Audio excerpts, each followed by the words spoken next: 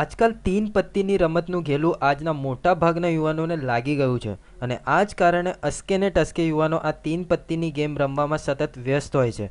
આ પ્રકારના મોબાઈલમાં લોકોને તીન પત્તી રમતનું ઘેલું લગાડનારી ભારતીય કંપની ઓક્ટ્રોએ સિકોયા કેપિટલ ઇન્ડિયાના માધ્યમથી 90 કરોડ રૂપિયાની કમાણી કરી છે. આ આવકમાંથી ઓક્ટ્રો નવી અને વિવિધ પ્રકારની રમતોનો વિસ્તાર કરશે. ઓક્ટ્રો એ મલ્ટી પ્લેટફોર્મ રમત તીન પત્તી તરીકે જાણીતી છે. ભારતમાં ગૂગલ પ્લે સ્ટોરમાં તીન પત્તી ખૂબ પ્રચલિત રમત બની ગઈ છે. 8 વર્ષ જૂની કંપનીએ મોબાઈલ ઇન્ટરનેટ કમ્યુનિકેશન વેન્ચર શરૂ કર્યું છે, પરંતુ 2 વર્ષથી મોબાઈલમાં વિવિધ રમત પૂરી પાડે છે. ઓક્ટ્રોએ લોટ્ટો, બિંગો, ફ્લેશ અને રૂમી જેવી પત્તાની રમતના ઓનલાઈન વર્ઝન વિકસાવ્યા છે. વિશ્વમાં 20 લાખ લોકો આ ગેમ રમતા હોવાનો અંદાજ છે.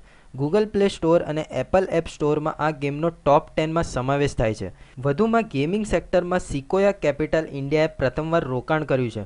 સહસ્થાપક સૌરભ અગ્રવાલે જણાવ્યું હતું કે અમે 6 વર્ષ સુધી લડત કરી, આ લડાઈ હારી જઈશું એવું માની લીધું હતું. ઓક્ટ્રો પહેલાં અગ્રવાલ બીડી એપ્સના સહસ્થાપક હતા અને વેરીચેટ નામની ઇન્ટિગ્રેટેડ ઇન્સ્ટન્ટ મેસેજિંગ સેવા પૂરી પાડતી ટેકનોલોજી વિકસાવી હતી. સિકોયા ગૂગલ અને વોટ્સએપ જેવી કંપનીમાં $53 કરોડનું રોકાણ કર્યું હોવાનો અહેવાલો છે.